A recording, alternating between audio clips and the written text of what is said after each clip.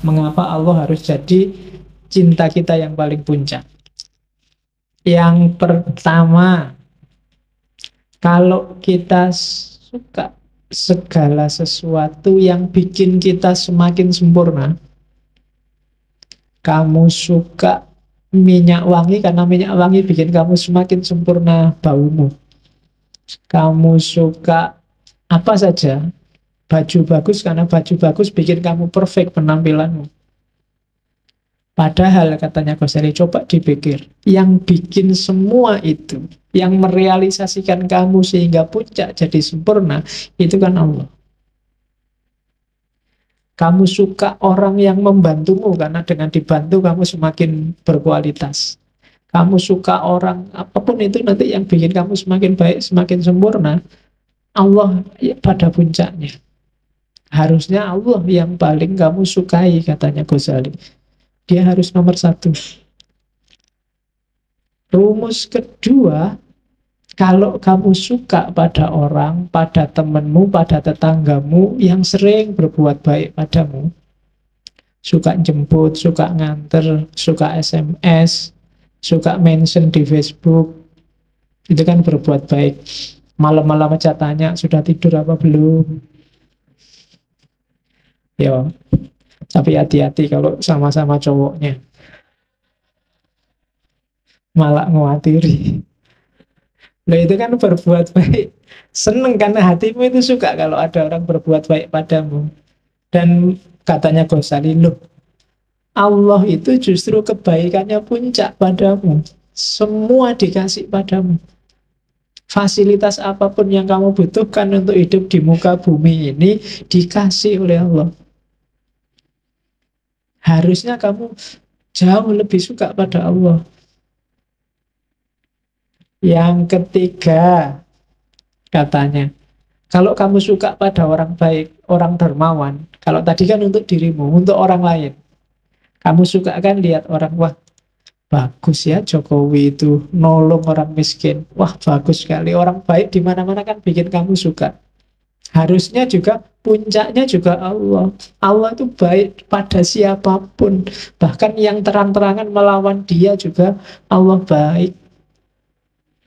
Yang tiap hari mencaci maki Allah, orang-orang ateis itu, yang nganggap Allah itu tidak ada, Allah itu jahat, Allah itu menyusahkan orang dan seterusnya. Loh, Allah masih berbuat baik pada mereka. Kalau Allah mau, begitu dia ngomong saat itu juga nyawanya hilang, bisa. Tapi kan enggak. Itu kan berarti orang yang baik luar biasa seandainya orang. Maka harusnya jatuh cinta kita pada Allah itu topnya. Kalau cuma manusia, dia ada batasnya. Kalau Allah nggak ada batasnya. Itu argumen keempat. Terus, kalau kamu suka segala yang indah, segala yang cantik, bukankah menurutmu Allah itu maha indah, maha cantik, bahkan maha segalanya, kecuali mahasiswa? Ya, satu-satunya yang maha tapi bukan Allah itu mahasiswa. Nah, itu kan harusnya Allah yang paling kita cintai. Jadi pada puncaknya ternyata ada Allah. Allah itu maha indah, Pak. Ya saya bilang tadi, kamu nggak bisa menangkap kemaha indahan Allah karena pikiranmu terjebak fisik. Susah untuk mencintai sesuatu yang tidak fisik. Itu yang bikin kita susah untuk jatuh cinta pada Allah. Hubungan kita sama Allah selama ini bukan hubungan cinta, tapi hubungan formalitas. Atau jangan-jangan hubungan juragan sama buruh. Kadang-kadang dibalik, kamu merasa jadi juragannya. Allah kamu perintah-perintah. Ya Allah, mbok IP 4, masa nggak bisa 4 aja kan?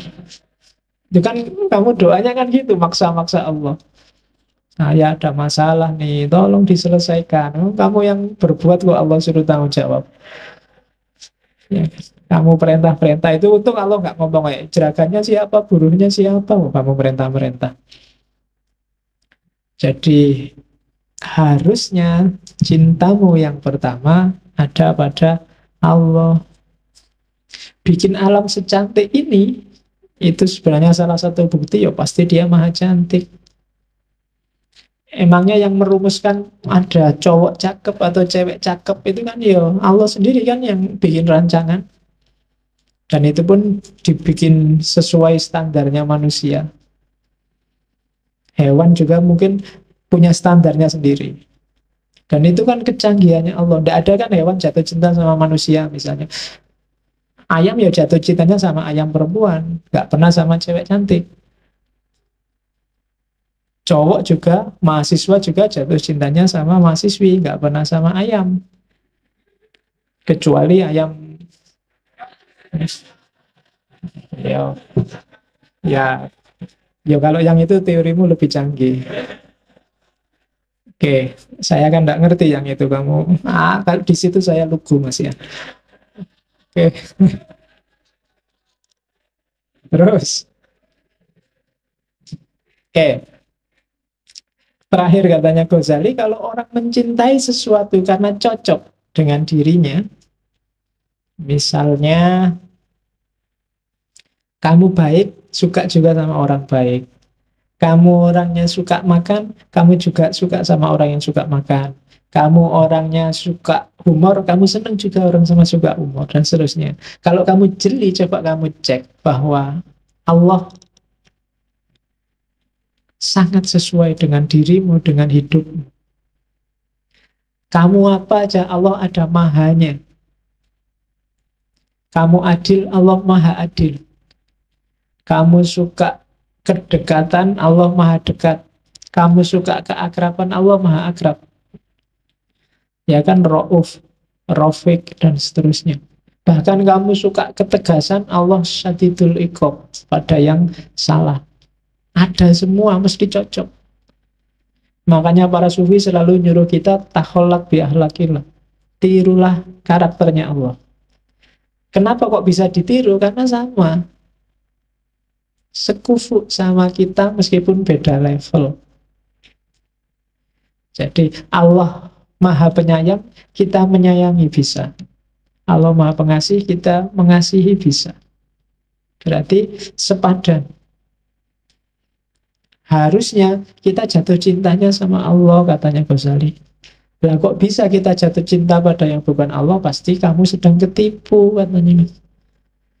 Kamu ndak pol jatuh cintanya. Kamu masih main di level bawah. Coba pikir lagi, apa sih yang bikin kamu jatuh cinta sama harta? Harta bikin saya enak, Pak. Loh, Allah jauh lebih dari itu. Harta memenuhi kebutuhanku, Pak. Allah sejak dulu sebelum kamu lahir masih di perut ibumu dipenuhi kebutuhanmu. Apa yang bikin kamu jatuh cinta sama lawan jenismu? Ya enak, Pak. Enak apa nih, belum kawin? Ya kan? Loh, Allah berkali lipat bikin kamu enak, bahkan nggak cuma lewat jalur itu. Lewat jalur makan, lewat jalur ilmu, lewat jalur minum, lewat jalur persaudaraan, persahabatan, kekeluargaan. Itu kan nikmat-nikmat yang luar biasa. Harusnya kamu jatuh cinta dong pada Allah, bukan pada yang selain Allah. Nah, itu argumennya Ghazali. Nah, ini kalimat tak potong dari Kimia Usa'ada. Kebahagiaan tertinggi bagi seorang awam adalah surga. Sementara kebahagiaan tertinggi bagi orang-orang khawas adalah ridhonya Allah. Jadi surga itu iming-iming bagi orang biar dia jalan menuju ridhonya Allah. Sama karena kayak anak kecil itu loh, ketika dia belum bisa jalan berdiri, untuk mancing dia bisa berdiri, ibunya ngasih, ayo pisang, ayo, pokoknya kegemarannya dia. Ditaruh di depannya biar dia berdiri meraih itu. Cuma targetnya ibunya, biar anak ini berdiri dan bisa jalan. Ya kalau dia nyampe dikasih sih pisang itu, tapi intinya kan alhamdulillah sekarang bisa jalan. Jadi itu logikanya surga sama ridhonya Allah. Kalau kamu menuju surga, kamu dapat ridhonya Allah.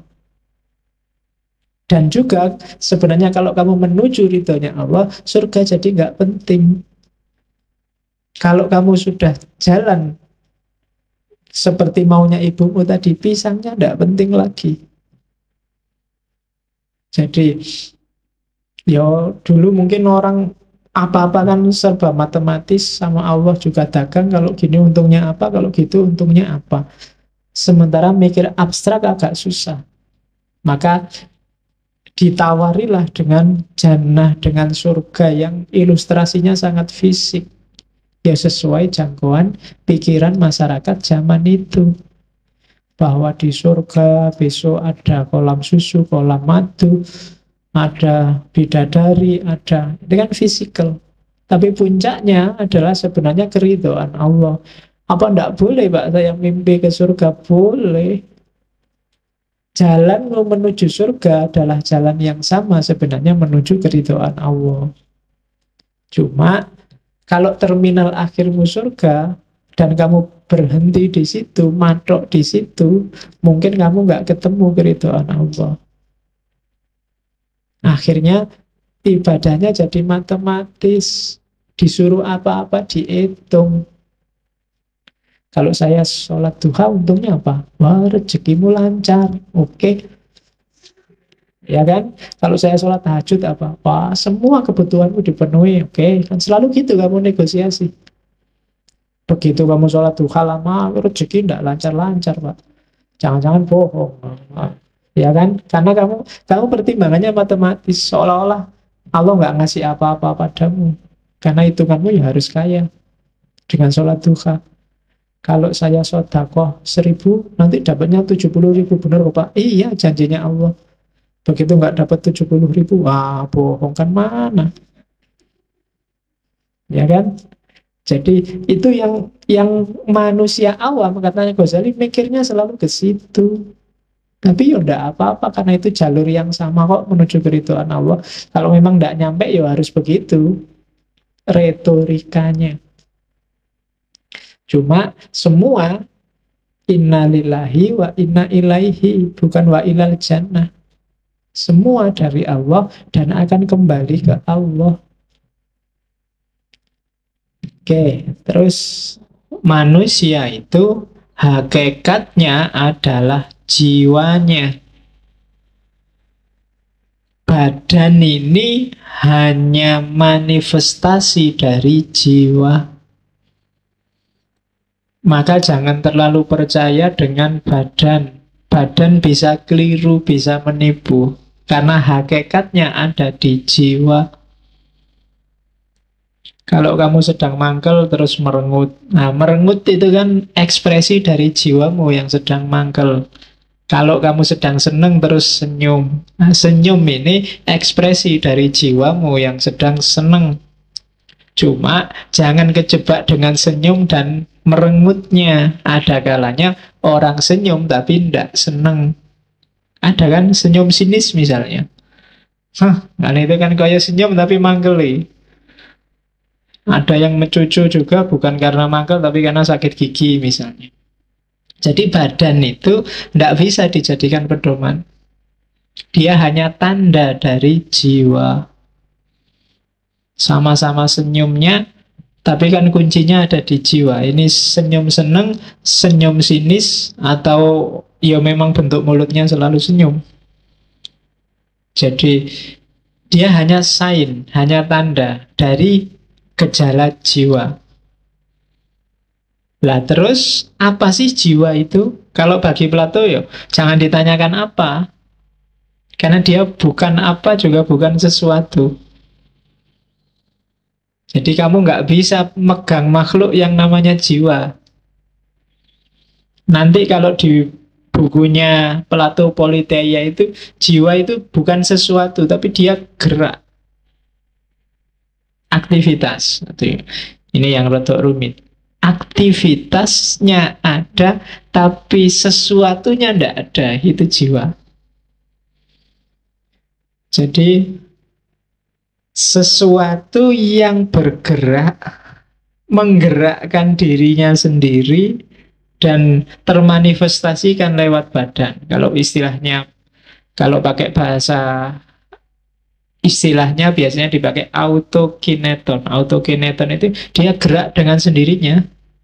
Tidak ada yang nyetir karena dialah yang nyetir badan. Jadi sopir itu kan nggak ada yang nyupiri. Dia nyupiri dirinya sendiri. Itulah jiwa. Kayak mobil ya. Mobil itu kan ada supirnya. Kamu kan nggak bisa tanya, loh, yang nyupiri sopir siapa ya? Nggak, dia nyupiri dirinya sendiri. Dan mobilnya itu badannya. Jadi itu yang dimaksud gerak autokineton. Dia nggak ada yang nyupiri karena dia sendiri adalah supir. Dia kan nggak bisa kayak sebab, ada akibat. Ada yang nyupir, ada yang disupiri. Supir ini ada yang nyupir lagi, kan nggak ada. Masa supir, siapa yang nyupir supir? Jeragane supir misalnya, ya nggak bisa. Dia nyupir dirinya sendiri, menggerakkan dirinya sendiri. Autokineton. Dan semua kompleksitas gerakan internal manusia, itulah aktivitasnya jiwa. Jadi dalangnya, supirnya hidupmu itu jiwamu. Kamu seneng, sedih, puyeng, pening, bingung, tidak jelas, itu kan semua aktivitas jiwamu. Jadi kompleksitas semua gerakan internal. Biasanya manifestasinya ada di jasad, ada di tubuh. Tapi juga tidak bisa 100% dipedomani. Makanya nanti di teori idenya Plato, barang yang kelihatan, yang fisikal, yang duniawi, itu sifatnya sementara semua, gampang menipu. Yang sejati, yang sifatnya non-fisik, dunia idea. Oke. Ya kalau pakai istilahnya Plato, ya secakep-cakepnya cewek yang ada di depanmu dan ada, itu lebih cakep cewek yang ada di kepalamu, yang ada dalam bayanganmu. Jadi bagi yang jomblo tidak masalah. Yang penting kamu bisa jatuh cinta sama bayanganmu sendiri tentang perempuan. Itu lebih sempurna kalau di Plato. Lebih perfect daripada yang ada barangnya. Begitu ada barangnya, itu biasanya sudah terreduksi. Mungkin bayanganmu cewek yang kulitnya putih, rambutnya panjang, hidungnya mancung, kan sempurna di kepalamu kan. Tapi begitu ada aslinya, geser-geser dikit kan bagi kamu tidak apa-apalah kan gitu. Padahal kan lebih sempurna di sini daripada aslinya. Mungkin kamu anggap kulitnya putih, nanti dijeremuti mungkin ada bagian tertentu kulit yang tidak putih loh. Ya mungkin kamu nggak tahu apa di sininya, apa di mananya kan. Cuma nggak kelihatan aja. Itu kan kalah ideal sama yang ada di kepalamu. Indonesia yang gemah ripah loh jinawi itu dari tataran ide jauh lebih sempurna daripada Indonesia yang sejati. Islam yang rahmatan lil alamin itu kalau konsep ide dan gagasannya jauh lebih sempurna daripada Islam rahmatan lil alamin aslinya dalam prakteknya. Itulah teorinya Plato bahwa jiwa, ide, gagasan itu jauh lebih sempurna daripada fisiknya. Oke. Jadi yang pertama itu. Jadi aktivitas internal yang kadang termanifestasikan dalam tubuh, tapi kadang juga tetap internal.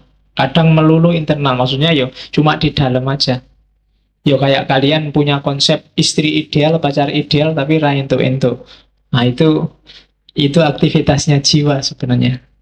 Kamu jatuh cinta sama bayanganmu sendiri. Nah itu jiwa. Jadi dirimu itu selain yang kelihatan ini, jangan salah, ada yang lebih hakiki, lebih sejati, yang ada di dalam. Itu yang dikejar habis-habisan oleh para filosof lama, termasuk para sufi. Diteorikan dengan sangat jelimet. Itu bagian dalam dirimu. Oke. Kebahagiaan itu adalah absolute good cirinya. Absolute good itu kebaikan puncak. Itu kebahagiaan. Tidak ada lagi yang dituju selain itu. Itu sambungannya yang kedua. Karena kebahagiaan adalah tujuan hidup. Apapun yang kamu lakukan dalam hidupmu, katanya Farabi, sebenarnya kan sasaran tembaknya cuma satu. Kamu pengen bahagia. Entah kamu sadari apa enggak. Enggak ada orang yang nyari susah selama dia masih waras. Kecuali enggak waras. Cita-citamu apa? Saya pengen stres, Pak. Enggak ada. Semua orang pengen bahagia. Saya pengen depresi, Pak. Enggak ada. Saya pengen gila, Pak. Enggak ada. Setiap orang secara fitrah, dia pasti ingin bahagia. Dan kalau sudah bahagia, selesai. Dia enggak pengen apa-apa lagi sesudah itu. Maka dia disebut absolute good. Kebajikan puncak. Itu kebahagiaan. Kamu jujur, kamu tekun, kamu rajin, kamu sabar. Itu kan sebenarnya finalnya adalah dengan tekun, rajin, sabar, kamu ingin bahagia. Oke, dan memang Allah merancang manusia untuk biar dia bahagia. Tujuan Allah bikin kita di bumi ini kan untuk biar kita bahagia. Allah ingin kita senang. Makanya Allah ngasih banyak fasilitas yang cocok untuk kita hidup. Kan bumi dan isinya ini kan pas banget untuk kita hidup. Kenapa sih kok Allah sempet-sempetnya ngasih kita yang pas luar biasa untuk hidup kita? Karena Allah ingin kita bahagia. Apa-apa mudah, apa-apa tersedia. Kalau ada yang kurang kok tidak ada, biasanya karena pokal kita sendiri. Tapi Allah menyediakan full. Dan nggak ada bayarannya, gratis. Kalian dikasih tangan cuma 2, dikasih kaki 2, dan itu pas. Dan dikasih akal. Akal itu kan luar biasa. Nggak ada hewan yang dikasih akal selain manusia. Jadi ya kan kita kan hewan jenisnya, hewan yang berpikir. Jadi Tuhan menciptakan kita itu untuk bahagia. Maka barang siapa galau, bete, sumpek, sedih, kamu sebenarnya sedang melecehkan Tuhan. Kamu sebenarnya sedang menyinggung perasaannya Tuhan. Sudah dikasih macam-macam kok kamu masih bete, kamu masih galau. Itu yang bikin kemarin waktu kamu kecil, waktu kiai-kiaimu selalu bilang bahwa bersyukurlah. Dengan syukur nikmatmu akan ditambah. Karena seandainya akal kita normal, sebenarnya melihat semua fasilitas dari Tuhan tadi, pasti kita akan bersyukur dan bahagia. Seandainya ada masalah sekalipun, ya mungkin setiap orang tidak ada yang tidak punya masalah. Kalau di persentase, mungkin masalah hidupmu itu tidak ada 10%-nya. Nikmat dan kebahagiaan yang kamu dapat dari Allah. Silahkan kamu tulis nanti pulang dari sini, sebenarnya problemku itu apa sih? Tesis yang tidak selesai-selesai. Atau skripsi yang tidak mulai-mulai atau apa. Itu ke problem-problemmu kan seputar-seputar itu aja. Pacar yang nggak dapat-dapat atau yang sejenis itu kan. Lu itu kalau di persentase dari 100% variabel hidupmu paling nggak ada 10%-nya. Kamu masih bisa makan enak, masih bisa mandi seger, masih bisa minum teh manis, masih bisa. Banyak orang yang manis saja nggak boleh, teh juga nggak boleh. Air putih banyak-banyak nggak boleh, ya kan? Tidur nggak bisa, ngerokok padahal pingin nggak boleh. Ya, kan banyak yang kayak gitu. 80% hidupmu dan dengan 20% masalah itu ya tetap kamu harus bersyukur. Maka katanya Farabi, enggak. Allah menciptakan kita untuk bahagia. Maka jangan bikin dia tersinggung dengan kamu tiap hari mengeluh. Saya bete, saya galau, aku lagi ndak mood, aku lagi padahal apa sih yang nggak dikasihin Allah padamu? Tahsilus sa'adah. Jadi Capailah kebahagiaan, biar Allah seneng. Kayak kalian itu loh, kalau ngasih seseorang, bantu seseorang, dan yang dibantu kok terus, alhamdulillah sampean bantu sekarang hidupku beres, aku urusanku selesai semua. Yang bantu kan juga seneng. Tapi kalau kamu bantu orang, yang dibantu merengut, terus sumpah, terus iya sih, terima kasih dibantu. Tapi yo masalahku masih banyak, itu yang bantu juga jadinya nggak enak hati. Jadi bahagialah. Allah menciptakan kita untuk bahagia. Nggak usah terlalu dipikir masalahmu yang hanya 10-5% itu. Kalau ada solusi ya diambillah solusi itu. Kalau nggak ada ya dipikir lagi. Kalau buntu ya dinikmati aja masalahnya. Itu lebih enak. Kan sekarang biasanya yang bikin kamu sumpek kan nyari jalan keluar. Saya nyari jalan keluar nggak nemu-nemu Pak. Ya sudah, kalau nggak nemu ya nggak usah dicari. Oh nggak nemu, dinikmati aja masalahnya. Tesis nggak selesai-selesai ya sudah, ditunggu aja. Sopo ngerti dapat surat peringatan.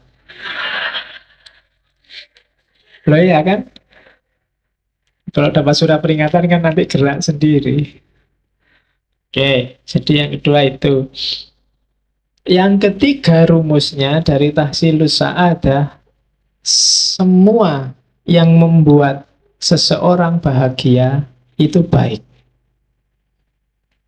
Tapi semua yang bikin kamu galau, bete, itu kebalikannya, pasti tidak baik. Kalau tesismu nggak selesai-selesai, itu pasti tidak ada yang tidak baik yang sedang kamu jalani. Mungkin kamu males, mungkin kamu nggak tertib, mungkin kamu ogah-ogahan, mungkin kamu mismanajemen waktumu, pasti ada yang salah. Dan itu membawamu pada ketidakbahagiaan. Dan semua yang membuatmu bahagia itu pasti baik. Kok ada yang tidak baik tapi membuatmu bahagia? Hati-hati, awas ketipu. Itu jebakan. Hakikatnya dia jelek. Misalnya, Pak, kemarin saya nyontek, akhirnya nilaiku A, Pak. Oh itu iya, nilaimu A, tapi hati-hati. Dalam praktek hidup yang sejati, awas keliru. Misalnya kamu harusnya levelmu nggak IP 4, tapi IP-mu 4. Orang anggap kamu pinter. Padahal ternyata enggak. Itu bahayanya, silahkan dinikmati sendiri. Banyak bahayanya, panjang. Jadi pokoknya yang bikin kamu bahagia pasti baik. Kok kamu bahagia dengan hal yang tidak baik, itu sebenarnya bukan bahagia, atau sebenarnya itu nikmat sementara, ladzat tadi. Tapi resiko tidak bahagianya sangat panjang. Nah, oke. Saya tidak sholat, tidak apa-apa itu Pak. Aku tidak puasa, biasa aja kan. Tidak masalah, Allah juga nggak cerewet, nggak marah-marah. Iyalah. Kamu ngitungnya sekarang. Tapi mungkin ada efek yang tidak kamu sadari. Karena ketika Allah nyuruh sesuatu, itu mungkin rahasianya tidak sekarang saat ini. Tapi ada skenario yang dibikin sendiri oleh Allah untuk mekanisme hidup kita. Karena Allah pasti tidak butuh sholatmu, tidak butuh puasamu, tidak butuh zakatmu. Jadi segala yang membuat bahagia itu pasti baik. Atau kebalikannya, kalian melakukan kebaikan kok tidak bahagia ya Pak? Ketika kebaikan tidak bikin kamu bahagia, berarti ada misunderstanding. Ada pemahaman dan pengetahuan yang belum kamu jumpai. Kayak di Plato kemarin. Saya jujur Pak, tapi kok sumpah gini hasilnya Pak? Kok malah rumit hidupku? Harusnya jujur itu bikin bahagia, tapi kok bikin aku malah galau. Ada yang keliru dalam pemahamanmu tentang kejujuran dan kebahagiaan dari jujur. Konsepmu mungkin salah. Mungkin bahagia menurutmu apa? Atau jujurmu itu jangan-jangan bukan jujur yang sejati, tapi jujur yang terpaksa. Atau pasti ada yang keliru. Pokoknya rumusnya katanya Farabi, perbuatan baik hasilnya pasti bahagia. Rumusnya di situ. Semua yang bikin bahagia pasti baik. Kalau ada yang enggak, pasti ada yang salah.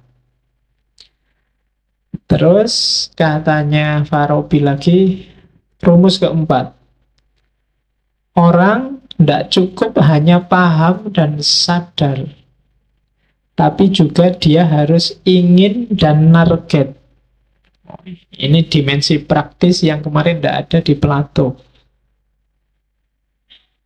Paham teorinya dan sadar pentingnya itu belum cukup. Perlu ditambah mau menjalankan. Sekarang kan banyak, kamu yang pinter-pinter sudah S2, sudah kuliah, itu kan biasanya ilmumu lengkap. Apa sih kebaikan yang tidak kamu ketahui? Apa sih barang salah yang kamu tidak paham? Tapi antara paham dan menjalankan ternyata ada jarak. Kamu ngerti kalau puasa Senin Kemis itu bagus. Tapi yo, kamu puasa kalau pas lagi ada masalah. Sholat tahajud kalau ada masalah. Kan biasanya kamu gitu. Nah, jadi ada jarak katanya Pindah. Tidak cukup hanya kamu ngerti dan paham teorinya. Tapi juga harus niat dan menjalankan isi teorimu. Nanti detail pemahamannya di belakang. Tapi ini penting. Jadi kehendak itu jadi kunci. Kamu ingin bahagia atau tidak? Ada nggak orang yang sasaran hidupnya nggak bahagia? Ada. Termasuk orang yang salah identifikasi tentang apa itu bahagia. Maka nggak cukup paham dan sadar, tapi harus dijalankan. Nggak cukup berteori tentang demokrasi, kamu juga harus hidup secara demokratis.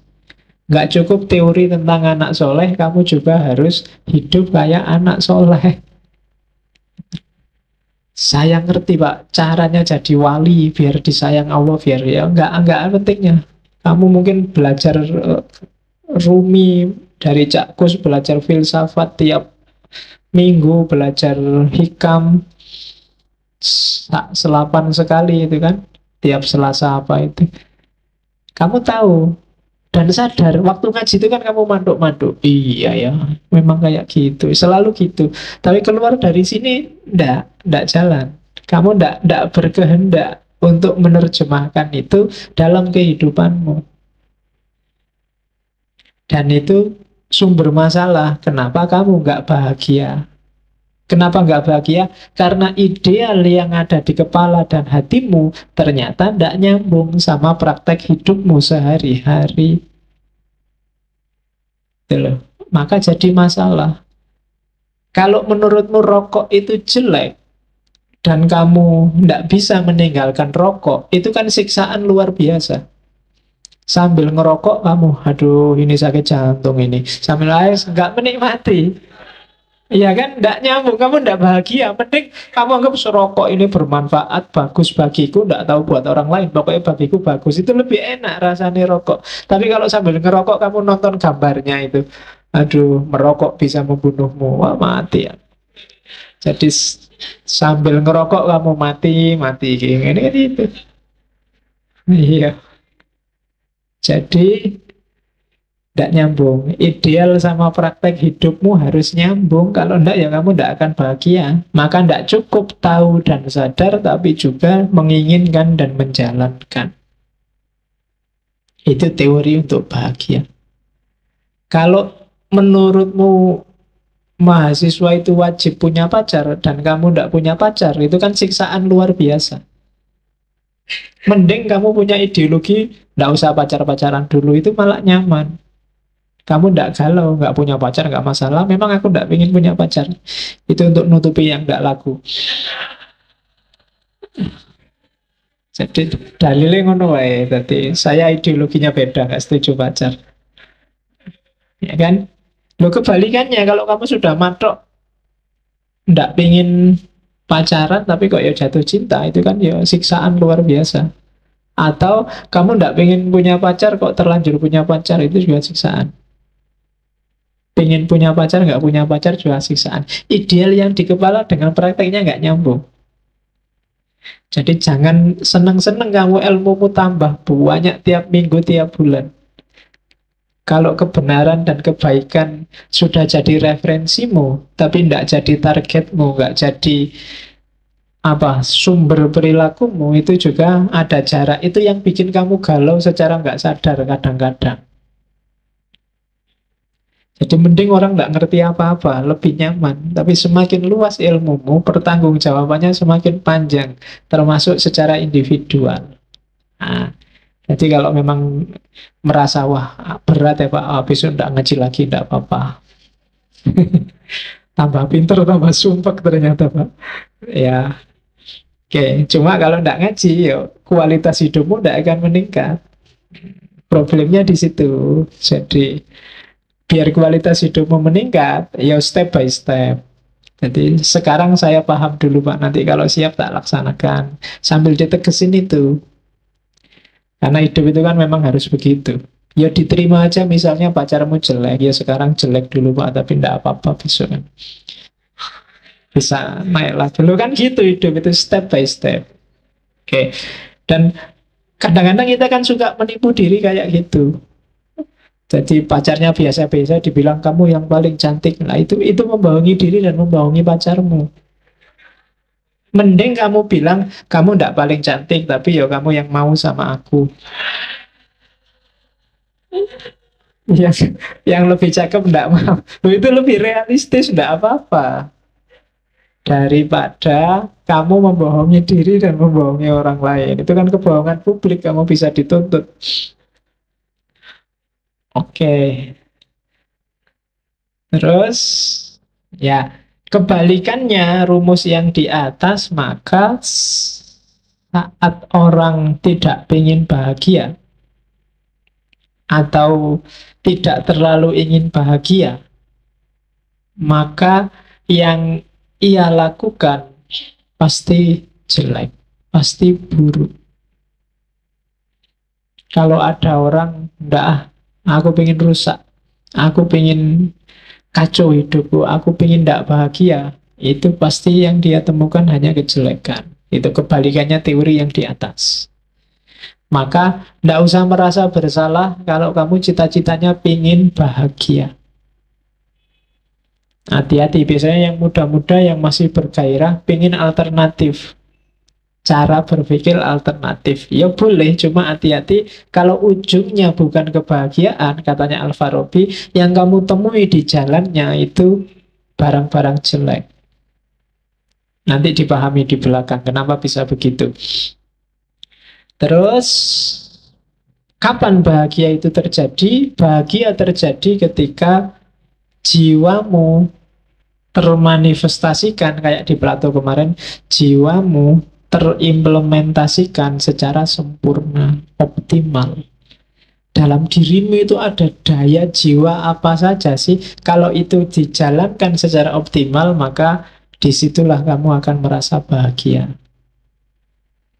Termasuk daya makan, daya seks, hasrat untuk dihormati, hasrat. Itu kalau semuanya terlampiaskan secara optimal, maka disitulah orang menemukan kebahagiaan.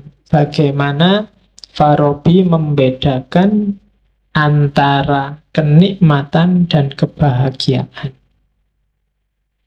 Orang awam itu mendefinisikan kebahagiaan, sa'adah, itu kenikmatan. Ya, orang hari ini menyebutnya kesejahteraan.